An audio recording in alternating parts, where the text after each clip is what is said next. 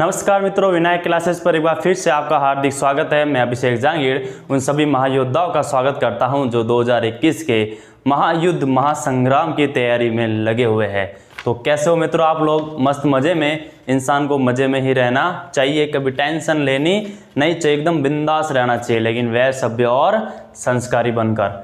तो जैसा कि आपको पता है कि हमने ऊंचाई और दूरी जो चैप्टर था उसमें हमने 2 वीडियो पहले से बना लिए हैं, जिसमें से अधिकतर जो भी क्वेश्चन थे वो हमने किए हैं, लेकिन 1-2 क्वेश्चन 3 क्वेश्चन और है जो आज के, तो ये आपको दिख रहे होंगे कि आपके सामने ये 3 क्वेश्चन है जो आज हम सॉल्व करने वाले हैं। थोड़े से इंपॉर्टेंट भी हो सकते हैं, लेकिन जैसा कि आपको नए सिलेबस के अकॉर्डिंग उसमें जो क्वेश्चन आएंगे ना वो सब इजी लेवल के आएंगे, लेकिन ये थोड़ा सा अच्छा क्वेश्चन है, इसलिए मैंने सोचा एक वीडियो में और 2 या 3 क्वेश्चन कर लेते हैं। ठीक है, अब देखते भाई, इस 3 क्वेश्चन ही है तो छोटा सा आपका वीडियो होगा और बड़ा ही मज़ा आने वाला है, क्योंकि सारे क्वेश्चन बहुत ही अच्छे लेवल के हैं। तो देखो आपका 25 नंबर क्वेश्चन क्या बोल रहा है। क्वेश्चन नंबर है बेटा आपका 25।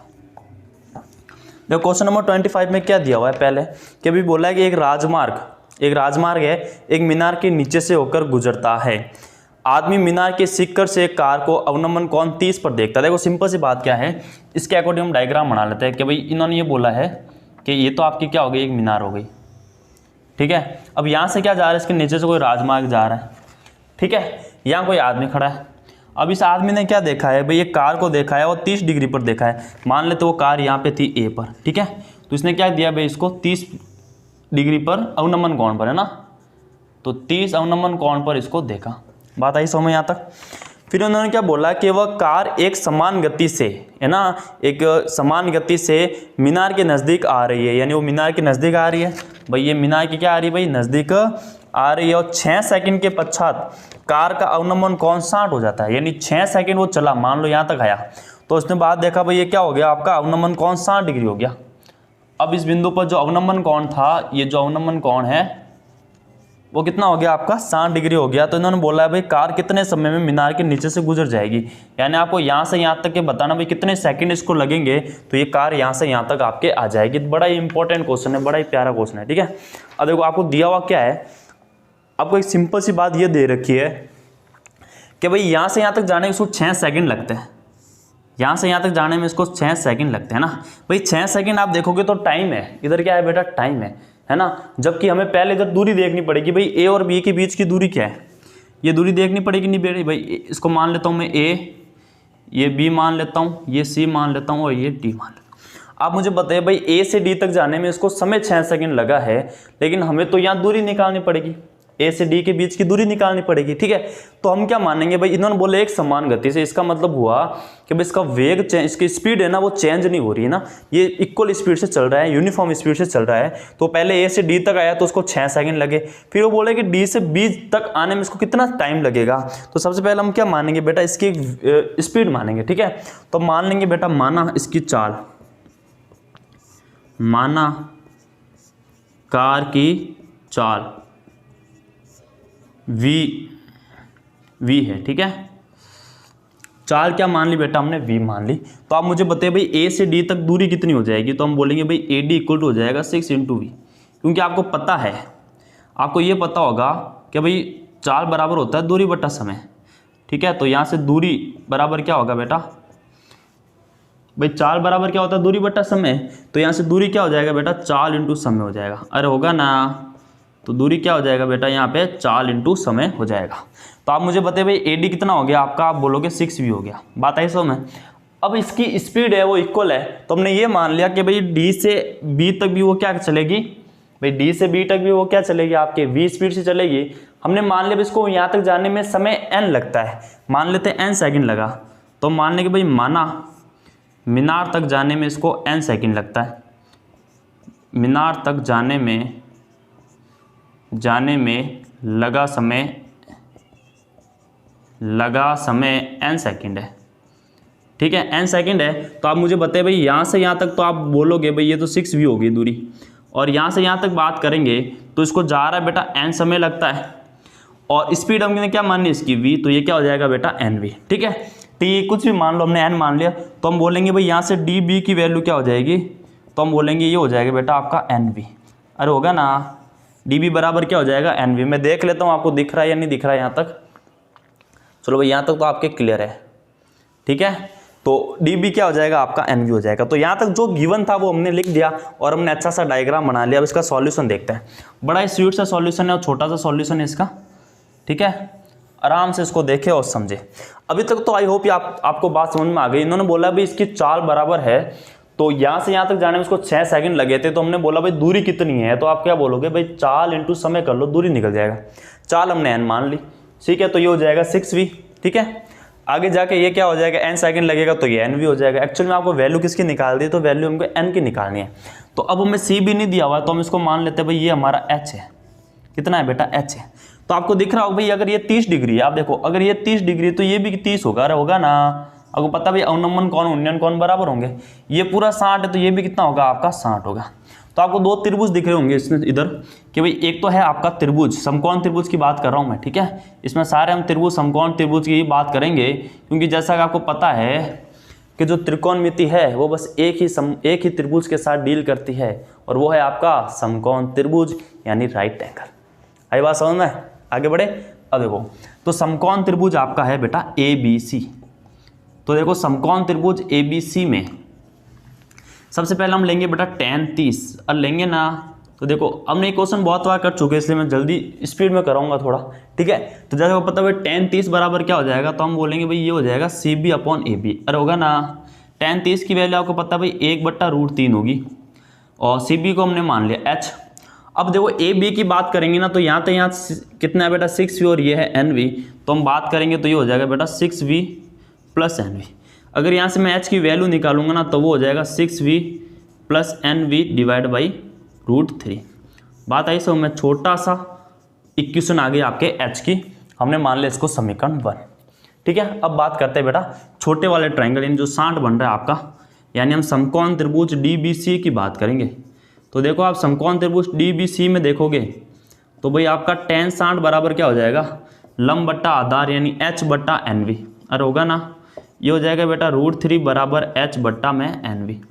अगर यहाँ से आप h की वैल्यू निकालोगे ना, तो ये आएगा बेटा NV और इनटू में क्या आ जाएगा आपका √3। बात आई समझ में, NV √3 हो जाएगा। इसको दे दिया हमने समीकरण 2। आप मुझे बताइए भाई समीकरण 1 में भी h है और समीकरण 2 में भी h है, दोनों इक्वल है, तो ये आप कह दो ये भी दोनों इक्वल हो जाएंगे। या हम सिंपल सी बात कहें कि भाई समीकरण 2 में h का मान क्या करेंगे, हम 1 में रख देंगे। तो हम सॉल्यूशन कर लेते हैं इसका, सिंपल सा सॉल्यूशन, आपका आंसर आ चुका है। तो हम बोलेंगे भाई इक्वेशन 1 व 2 से, ठीक है, समीकरण 1 व 2 से हम क्या देखेंगे कि भाई यहाँ हो जाएगा NV √3 बराबर में आ जाएगा आपका 6v + NV / √3। इसको गुणा करने पर ये हो जाएगा बेटा 3NV बराबर में हो जाएगा 6v + NV। अब अगर ध्यान से देखोगे ना, तो यहाँ आपका v आ रहा है कॉमन, तो यहाँ बच गया बेटा 6 + n, तो v से v कैंसिल हो जाएगा और यहाँ आ जाएगा बेटा 6n 3n = 6 + n।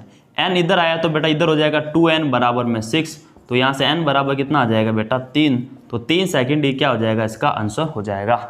बात आई समझ में, 3 सेकंड क्या हो जाएगा बेटा, इसका आंसर हो जाएगा। छोटी सी बात है जो आई होप आपको समझ में आ गई होगी। बात आई समझ में, ठीक है। सिंपल से कैलकुलेशन थी, पहले आराम से उसको डायग्राम को समझे। अगर आपका डायग्राम सही है, अगर आपको डायग्राम बनाना आ गया है, तो ये सबसे ईजी क्वेश्चन होने वाले हैं आपके लिए। बात आई समझ में, चले आगे, इजाज़त है, ओके।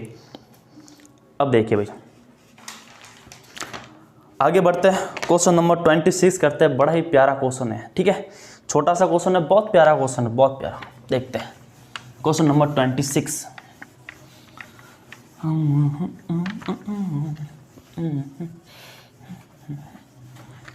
क्वेश्चन नंबर है भाई 26।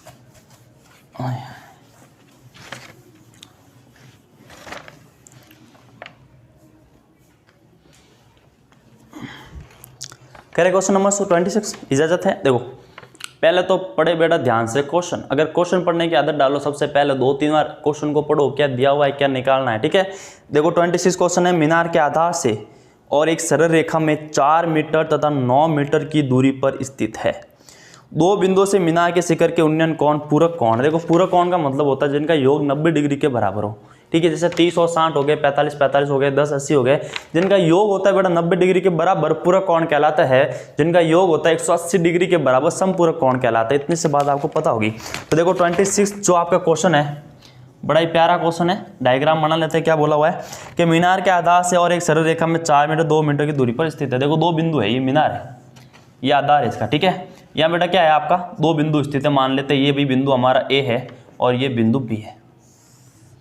अब इन्होंने बोला क्या बेटा पूरक कोण है। देखो पूरक कोण का मतलब समझो कि अगर ये एंगल मान लो, अगर कुछ भी ये एंगल अगर आपका थीटा है तो इसका मतलब ये हुआ बेटा ये 90 माइनस थीटा होगा। जैसे मान लो अगर ये 30 है तो ये कितना होगा बेटा 60 होगा। ये अगर 45 है तो ये भी कितना होगा बेटा 45 होगा। अगर ये 60 है तो ये कितना हो जाएगा 30 हो जाएगा। पूरक कोण का मतलब होता है भाई योग 90 डिग्री के बराबर आए। बात आई समझ में। अब देखते हैं, इन्होंने बोला भाई 9 मीटर और 4 मीटर की दूरी पर है। अब आप सिंपल सी बात बताओ भाई, ये तो आप 4 मीटर लिखोगे, इतना तो हमें आइडिया हो गया, और इसको हम 9 मीटर लिखेंगे, ये भी आपको आइडिया होगा, क्योंकि भाई ये तो दूरी बड़ी होगी और ये छोटी होगी, तो 4 मीटर 9 मीटर हो गया। तो सिद्ध कीजिए कि मीनार की ऊंचाई 6 मीटर है। हमें क्या सिद्ध करना है भाई, ये ए बी इसको सी मान लेते हैं, ये डी। देखो गिवन क्या है बेटा, गिवन है बेटा आपको ए सी है 9 मीटर, बी सी है आपका 4 मीटर, और आपको निकालना है यार, प्रूफ करना है भाई, सिद्ध करना है, सिद्ध करना है भाई सी डी कितना है आपका 6 मीटर का है। ये आपको सिद्ध करना है। बड़ा ही प्यारा क्वेश्चन है और ध्यान से देखो क्वेश्चन में क्या बोल रहा है। देखो इसमें आपको 2 त्रिभुज दिख रहे होंगे ना। सबसे बड़ा वाला त्रिभुज आपको दिख रहा होगा कि भाई समकोण त्रिभुज ए डी सी। तो समकोण त्रिभुज ए डी सी में बात करूंगा तो आपको पता भाई tan थीटा होगा। तो tan थीटा बराबर क्या हो गया आपका सी डी डिवाइड में क्या आ जाएगा बेटा 9 आ जाएगा ना, ठीक है, क्योंकि आधार इसका पूरा 9 होगा। तो tan थीटा बराबर क्या हो गया बेटा सी डी अपॉन 9। इक्वेशन दे देते हैं इसको 1। अब आते दूसरे वाले ट्रायंगल में, जो त्रिभुज है आपका डी बी सी। दूसरे वाले त्रिभुज में हम देखेंगे ये हो जाएगा बेटा tan 90 माइनस थीटा बराबर हो जाएगा बेटा सी डी बट्टे में 4। तो ये हो जाएगा बेटा आपका कोट थीटा, अरे होगा ना सी डी बट्टा 4। ये हो गया बेटा 2। आप देखोगे भाई इक्वेशन 1 और 2 को जब मैं मल्टीप्लाई करूंगा, इक्वेशन 1 और 2 को मैं मल्टीप्लाई करूंगा तो हो जाएगा tan थीटा इंटू में cot थीटा बराबर में आ जाएगा बेटा सी डी डिवाइड में 9 इंटू सी डी डिवाइड में 4। आप मुझे बताएं tan theta into cot theta क्या होगा, तो आप बोलोगे भाई आप cot थीटा को 1 अपॉन tan थीटा लिख सकते हैं। अरे लिख सकते हैं ना, हमने कितनी अच्छी तरीके से इसको पढ़ रखा है, ठीक है। सी डी को सी डी से किया तो सी डी का स्क्वायर, 9 को 4 से किया तो हो गया 36। अब बताओ ये तो हो गया बेटा कैंसिल, अरे होगा ना। तो इधर हो गया बेटा 1 और इक्वल में आ गया आपका सी डी स्क्वायर डिवाइड में 36। तो अगर यहाँ से हम सी डी का स्क्वायर देखेंगे तो ये हो गया बेटा 36 और सी डी की वैल्यू आ जाएगी बेटा √36। तो ये हो जाएगा बेटा सी डी बराबर हो जाएगा 6। देखो प्लस माइनस 6 आता है, लेकिन जो ऊंचाई होगी या जो दूरी होती है वो हमेशा प्लस में होती है ना, 0 हो सकती है लेकिन होगी बेटा प्लस में, माइनस में कभी नहीं जा सकती। इस बात को गौर से सुनेगा और ध्यान रखेगा कि कभी दूरी हो गई क्षेत्रफल हो गया बेटा, कभी माइनस में नहीं जा सकते। जा सकता है क्या माइनस में? नहीं जा सकता ना, ठीक है। अब देखते हैं, हम आगे बात करते हैं। लास्ट क्वेश्चन है हमारा क्वेश्चन नंबर 27, ठीक है।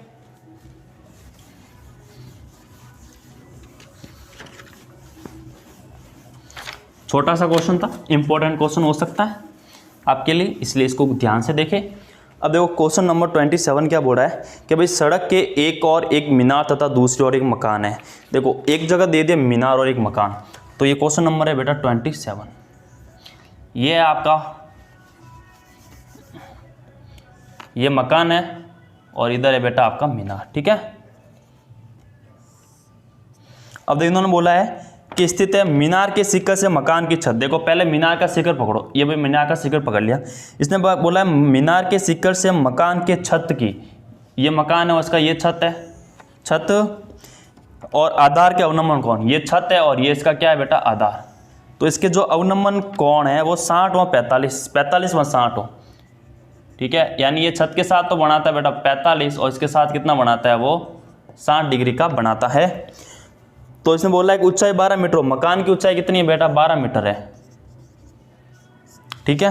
तो हमें निकालनी बेटा मीनार की ऊंचाई निकालनी, इसकी ऊंचाई निकालनी, इसको हम h मान लेंगे। देखो बड़ा ही सिंपल सा क्वेश्चन था और डायग्राम हम बना चुके हैं, तो हम इसके आगे बढ़ते हैं। और आगे हमको क्या दिया हुआ है कि भाई हम क्या करेंगे, इसको इसको मिला दो पहले तो, ठीक है। देखो नाम देते हैं इसको A, ये B, ये C, ये D और ये। देखो आपको ये दे रखा है कि AE बेटा हमारा है 12 मीटर, ए कितना है बेटा 12 मीटर। आपको पता है कि जो ए ई होगा वो बेटा समांतर होगा सी बी के, या हम ये भी कह सकते हैं भाई ए ई है वो बराबर होगा सी बी के, कह सकते हैं। वैसे हम ये बोलेंगे भाई जो ए बी है वो बराबर होगा तुम्हारा ई सी के, ये जो ए बी है वो बराबर होगा ई सी के, ठीक है। और हम ये बोल सकते हैं भाई ये बी सी है तो ये भी कितना होगा आपका 12 मीटर हो जाएगा। आप मुझे बताएं अगर ये 45 है तो ये 45 होगा, और ये पूरा 60 है तो ये कितना होगा बेटा 60 होगा। ये तो बात पता होगी। और नमन कोण और उन्नयन कोण क्या होता है बेटा, बराबर होता है, सिंपल सी बात है। अब देखिए बेटा दो त्रिभुज आपको दिख रहे होंगे, बड़े प्यार से देखना, दोनों त्रिभुज आपको दिख रहे हैं। इस पूरे की एच क्यों मानते हैं हम ऐसा करते हैं ना, ऊपर वाले को एच मान लेते हैं, छोटा सा है ना, फिर 12 जोड़ देंगे तो पूरी वैल्यू आ जाएगी। तो हम क्या करते हैं, हम एक सिंपल सी बात लिख देते हैं इधर कि भाई इसको हम मान लेते हैं एच, ठीक है। तो हमने क्या मानना बेटा, डी सी को हमने मान लिया एच, और हमें एक्चुअल वैल्यू किसकी निकालनी, हमें वैल्यू निकालनी बेटा डी बी की। किसकी वैल्यू निकालनी, हमें डी बी की वैल्यू निकालनी। तो उसको कर लेते हैं। देखो अब दो त्रिभुज दिख रहे हैं, सबसे पहले मैं ये ले लेता हूँ त्रिभुज आपका, देखो ये 12 है ना तो ये भी 12 होगा, ठीक है। अब देखो दो त्रिभुज दिख रहे होंगे, सबसे पहला त्रिभुज ले लेता हूँ मैं ए डी बी, त्रिभुज ए डी बी में जो बेटा tan 60 होगा, अब देखो किसके बराबर होगा, वो होगा बेटा h + 12 बट्टे में ए बी, h + 12 बट्टे में क्या आ जाएगा बेटा आपका ए बी आ जाएगा। बात आई समझ में। तो tan 60 की वैल्यू होगी बेटा √3, ए बी से मल्टीप्लाई होगा तो √3 ए बी बराबर हो जाएगा h + 12। इक्वेशन दे देते हैं इसको 1, या तो यहाँ से हम ए बी की वैल्यू निकाल कुछ भी रख देंगे। अब देखो इक्वेशन 2 देखेंगे बेटा, तो इक्वेशन 2 के लिए आपको छोटा वाला ट्रायंगल लेना पड़ेगा ई डी सी, समकोण त्रिभुज ई डी सी में हम देखेंगे कि भाई जो tan 45 है, जो tan 45 है वो किसके बराबर हो जाएगी आपके h डिवाइड में हो जाएगा ई सी। tan 45 की वैल्यू 1 होती है। आपको पता भाई ई सी का मतलब क्या हुआ, ई सी का मतलब एक्चुअल में ए बी ही हुआ। तो हम बोलेंगे भाई ए बी की जगह मैं क्या लिख दूंगा, h लिख दूंगा। बात आई समझ में। ए बी की जगह क्या लिख दूँ भाई, ए बी 1 से मल्टीप्लाई होगा तो ए बी बराबर में h, यानी ए बी की जगह मैं क्या लिख सकता हूँ बेटा h लिख सकता हूँ। तो मैं ए बी की जगह h लिखूंगा, तो इक्वेशन 2 का मान 1 में रखने पर, 2 का मान 1 में रखने पर, अब जैसे आप रखोगे ना तो आप देखो भाई √3h बराबर में हो जाएगा h + 12, h इधर आया कॉमन लिया तो ये हो गया बेटा √3 - 1 = 12। अब यहाँ से देखो, यहाँ से बेटा h बराबर कितना हो जाएगा आपका, हो जाएगा 12 बट्टे में आ जाएगा √3 - 1। परिमेयकरण कर दो बेटा, परिमेयकरण बड़ा सिंपल सा है कि भाई इसको हम क्या करेंगे, √3 + 1 से गुणा करेंगे और √3 + 1 से दे देंगे भाग। तो इसको गुणा करेंगे तो ये हो जाएगा √3 + 1, और इसको गुणा करेंगे तो a² - b² लगेगा भाई। इसीलिए तो हम करते हैं भाई, हम परिमेयकरण क्यों करते हैं, रूट को हटाने के लिए, बट्टे में रूट नहीं आना चाहिए, ठीक है। तो आपको पता है भाई रूट तो तभी हटेगा जब दोनों के ऊपर स्क्वायर आता है, उसका एक ही formula a + b × a - b। तो हमारे पास a - b था इसलिए मैंने इसको a + b से मल्टीप्लाई किया। तो अब आप देखोगे ये कितना हो जाएगा बेटा, ये हो जाएगा आपका √3 का स्क्वायर - 1 का स्क्वायर। तो आप देखोगे ये हो जाएगा 12 और ये हो जाएगा √3 + 1 और डिवाइड में आ जाएगा बेटा 3 - 1। तो ये 2 हो जाएगा, तो यहाँ से 2 से कट जाएगा तो मैं डायरेक्ट लिखता हूँ 6 और ये हो जाएगा √3 + 1। अब आपको पता है भाई √3 की वैल्यू 1.732 दे रखी होगी, तो इन दोनों को जब आप जोड़ोगे ना तो ये हो जाएगा 2.732। अब इसको 6 से करेंगे बेटा मल्टीप्लाई, 6 से क्या करते हैं, इसको मल्टीप्लाई करते हैं। अब देखो इसको मल्टीप्लाई मैं कहाँ करता हूँ, मैं इसको है ना, इसका जो आंसर है ना बेटा मैं इधर लिख रहा हूँ, ठीक है। थोड़ा सा एडजस्ट कर लेना, इसके सामने रखना हूँ, डीबी के सामने। अभी देखो हमारे पास डीबी नहीं आया बेटा, हम अभी हमारे पास क्या आ रहा है, डीसी आ रहा है, ठीक है। ये डीसी आ रहा है तो मैं इसके सामने लिख देता हूँ। देखो मल्टीप्लाई करो, देखो 6 को, 6 दूनी 12, 12 का 2 हासिल आई 1, 12 का 2 हासिल आई 1, 6 × 18 और 1 19, 19 का 9 हासिल आई 1, 6 से 42 और 1 43, 43 का 3 हासिल आई 4, 6 दूनी 12, 12 और 4 कितने हो जाएंगे बेटा 16। तो 16.392 आ गया आपका डीसी। लेकिन आपको ये पता है कि भाई जो आपका डीबी है, जो आपका क्या है बेटा डीबी है, वो तो आपका डीसी + सीबी से मिलकर बना होगा। भाई जो डीबी है वो किससे बना है, डीसी + सीबी से। अब मुझे बताओ बेटा डीसी तो आ गया आपका 16.392 प्लस आपका सीबी कितना है बेटा 12, जब जोड़ दोगे तो आ जाएगा बेटा 28.392 मीटर। और ये क्या है बेटा, इसका आंसर है, ये क्या है बेटा, इसका आंसर है। बात आई नहीं आई समझ में आपको? आई थिंक यहाँ तक आपको दिख रहा होगा, 28 यहाँ तक दिख रहा है, कोई दिक्कत ही नहीं। अच्छा वहाँ और भी जगह थी, चलो कोई नहीं, आपको समझ में आ गया होगा भाई। बड़े ही सिंपल से हमने किया है आज, बड़े ही अच्छे क्वेश्चन थे, आई होप आपको समझ में आए होंगे। और आने वाला जो भी आपका एग्ज़ाम है उसमें यहाँ से क्वेश्चन आएगा, तो इसलिए इसको अच्छे से प्रिपेयर कीजिएगा। और नेक्स्ट जो हमारी एक्सरसाइज होगी वो हम देखते हैं, या तो सर्किल लेंगे या आपका या तो वृत्त लेंगे या आपका घनाभ का जो पृष्ठीय क्षेत्रफल है उनको लेंगे। ठीक है, तो आज के लिए इतना ही। गुड नाइट और अपना ध्यान जरूर रखिएगा। क्या बेटा नींद नहीं आई तने?